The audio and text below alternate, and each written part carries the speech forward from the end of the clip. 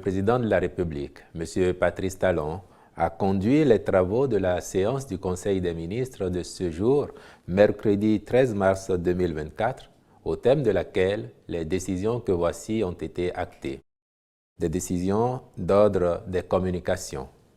Ainsi, en point 1, actualisation des études architecturales et techniques réalisées dans le cadre de l'extension de l'hôpital de zone à la date Fosé en vue de l'érection d'un service des Grands Brûlés. Ces études initialement conduites en vue de l'extension du dit hôpital portaient sa capacité de 65 à 150 lits, dont un complément de 6 lits pour le service des Grands Brûlés et 8 pour la traumatologie. Mais, au regard des accidents graves intervenus dans notre pays au cours de l'année 2023 et ayant causé des cas sévères de brûlures, il paraît pertinent de disposer d'une unité de prise en charge des Grands Brûlés de capacité plus élevée et aux normes internationales. Dès lors, il sera possible de soigner un nombre plus important de patients, le cas échéant. Aussi, est-il envisagé de redimensionner le projet initial d'extension de l'hôpital par l'actualisation des études architecturales et techniques. Dans ce cadre, il est prévu 16 lits pour la prise en charge des Grands Brûlés et 12 pour la traumatologie. Afin de capitaliser les travaux déjà effectués, le Conseil a marqué son accord pour la contractualisation avec le même cabinet japonais, Architecte Endo Takeshi, qui avait déjà réalisé les premières études. En point 2. Contractualisation pour des missions de réalisation, le contrôle et la surveillance des travaux de réhabilitation ou d'aménagement et de bitumage de routes. Poursuivant la mise en œuvre du programme de densification et de modernisation du réseau routier national, le gouvernement a autorisé la contractualisation avec divers groupements, cabinets et entreprises qui prend en compte plusieurs axes d'un linéaire total de 332 km environ. Ce faisant, les travaux à exécuter renforceront ces infrastructures en les adaptant au volume du trafic sans cesse croissant, de même qu'ils favoriseront de meilleures conditions de transport des personnes et des biens. Sont concernés par ce programme l'aménagement et le bitumage des routes Dogbo-Lalo, 21 km, Adjaha à Tiémé, y compris ses bretelles, 70 km, Penesulu à Lédio-Séméré et la bretelle à Lédio-Akaradé, frontière du Togo, 50 km, Kilibo-Wessé, 25 km, Tanguieta-Kobli, 36 km 85 et Tiélé-Materi, 17 km 75, ainsi que la voie d'accès à la caserne militaire d'Alada pour 4 km 941. L'aménagement en terre des axes Koulekamé à Gbanizon-Abomé, 27 km 3, dont la construction d'un pont à Hogbeya. Wessé-Anseke, 22 km. Glazoué-Wedeme-Laotan-Logozoé, 22 km. Glazoué-Asante à Klangpa, 32 km. Puis la voie d'accès à l'hôpital psychiatrique d'Alada pour 2 km 736. La construction en zone périurbaine de 9 ponts unibridge et 16 ouvrages de type dallo en béton préfabriqué. Les ministres concernés sont instruits d'accomplir les diligences nécessaires aux fins de conclure les marchés avec les prestataires sélectionnés pour le démarrage effectif des travaux, de même que l'exécution des missions de contrôle et de surveillance conformément au cahier de charges des cabinets retenus. En point 3, réalisation des études complémentaires d'avant-projet détaillés et d'élaboration des dossiers d'appel d'offres du projet de contournement nord de Cotonou-Konoko.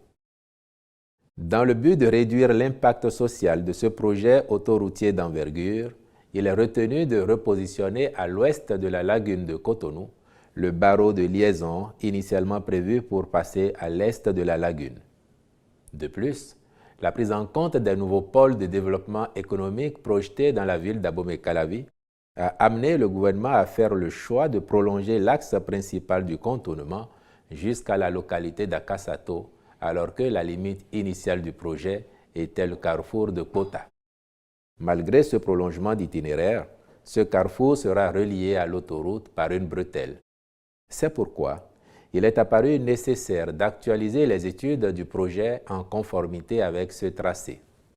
Aussi, le bureau retenu aura-t-il pour mission de réaliser, dans un délai de 5 mois, les études techniques complètes niveau avant-projet détaillé du barreau, les études techniques complètes de la section Kota à Kassato, le réallotissement et le phasage du projet en 3 lots et la mise à jour des rapports existants, l'élaboration des dossiers d'appel d'offres pour l'ensemble des lots.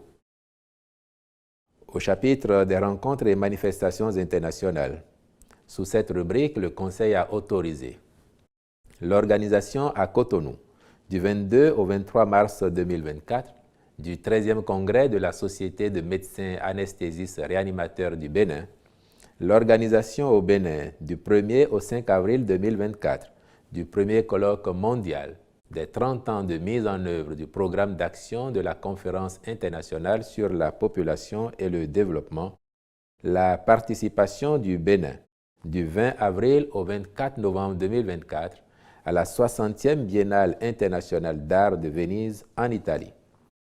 Enfin, au chapitre des mesures individuelles, au ministère du Travail et de la Fonction publique, et sur proposition du ministre, M. Komlan Jules Yawenou est nommé directeur adjoint de cabinet. Par ailleurs, sont promus dans divers grades les officiers supérieurs et généraux ci-après. Au ministère de la Défense nationale, général de division pour compter du 1er mars 2024, général de brigade Fructueux Candide Ahodeong Bagidi, général de division aérienne pour compter du 1er mars 2024, général de brigade aérienne Bertin Bada, général de division pour compter du 1er avril 2024, général de brigade Abou Issa, contre-amiral pour compter du 1er avril 2024, capitaine de vaisseau-major Fernand Maxime Aoyo, général de brigade pour compter du 1er avril 2024, colonel-major Abdul Baki Sani Bachabi. Au ministère de l'Intérieur et de la Sécurité publique, inspecteur général de police de première classe pour compter du 1er mars 2024, inspecteur général de police de deuxième classe Soumaïla Alabiyaya, inspecteur général de police de deuxième classe pour compter du 1er avril 2024, contrôleur général major de police à Hofoji Nazer Unokpe, je vous remercie.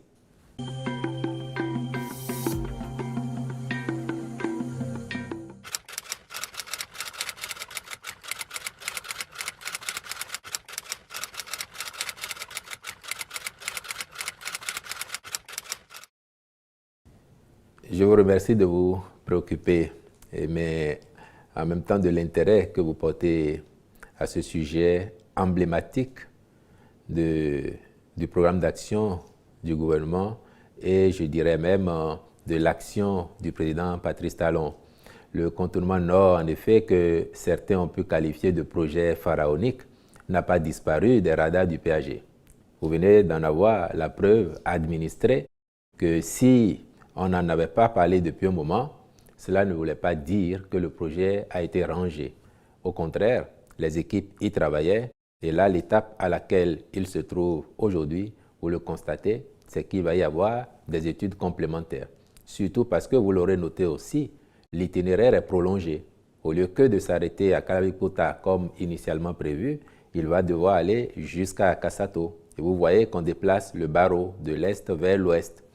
Tout ce qui est à faire, tant que le mandat est en cours, sera fait avec la même détermination, le même engagement. Et que les études soient achevées. Vous avez noté le délai, c'est 5 mois. Que les études soient achevées et que les phases d'après soient lancées. L'appel d'offres, la sélection de l'entreprise ou des entreprises qui vont exécuter le projet et puis ça pourra commencer. C'est un projet d'envergure et on est convaincu que ce n'est pas en 1 an ou en 1 an et demi qu'il sera achevé. Mais on pourra conduire la procédure à son terme et pourquoi pas lancer le chantier physique afin que chacun voit bien que c'est un projet qui tient à cœur au président de la République et à son gouvernement.